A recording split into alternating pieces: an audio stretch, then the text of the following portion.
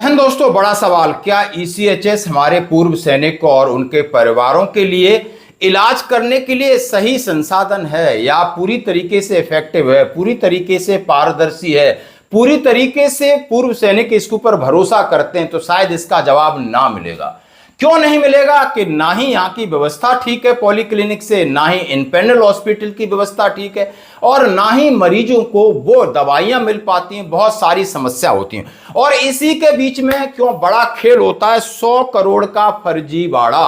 और इसकी रिपोर्ट सामने आने के बाद हाहाकार मच गया। आखिर यानी इन फर्जीवाड़ों से कैसे बचाया जाएगा ईसीएचएस को? और बिल्कुल दोस्तों, आपके सामने मैं ये आंकड़े रखूंगा, आप हैरान होंगे। और मैं बात हमेशा से कहता हूं, जहां सेना के साथ किसी भी प्रकार सिविल इंस्टीट्यूट का सिविलियन लोगों के साथ करार होगा या कांटेक्ट होगा या उनके साथ काम का कुछ शेयरिंग होगी, वहां पर घोटाला जरूर होगा। क्योंकि सिविल में घोटाला एक वायरस है और पूरी तरीके से फैला हुआ, उसकी चपेट में सेना के लोग भी आ जाते हैं। क्योंकि लालच बहुत बुरी चीज है और कहीं ना कहीं इस तरीके से ट्रैप कर दिया जाता है।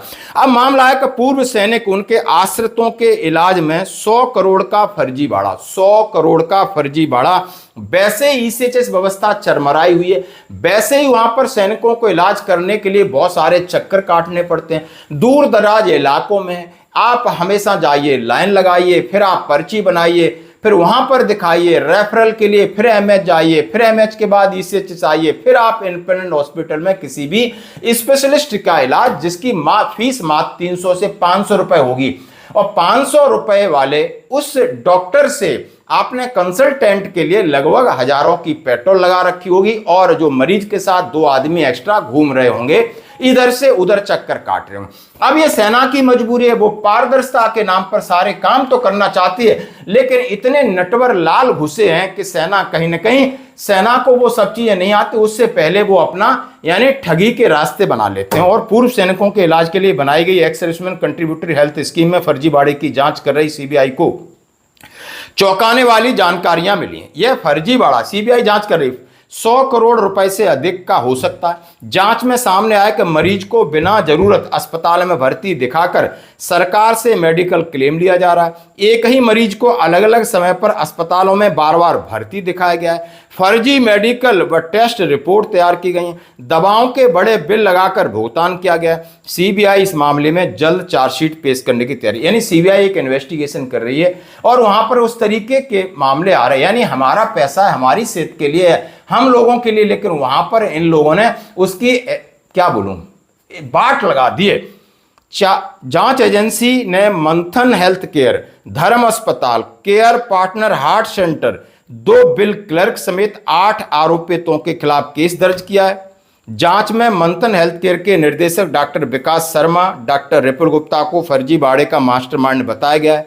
जांच के मुताबिक सेक्टर 38 चंडीगढ़ स्थित मंथन हेल्थ केयर खुद ईसीएचएस के दायरे में नहीं आता था।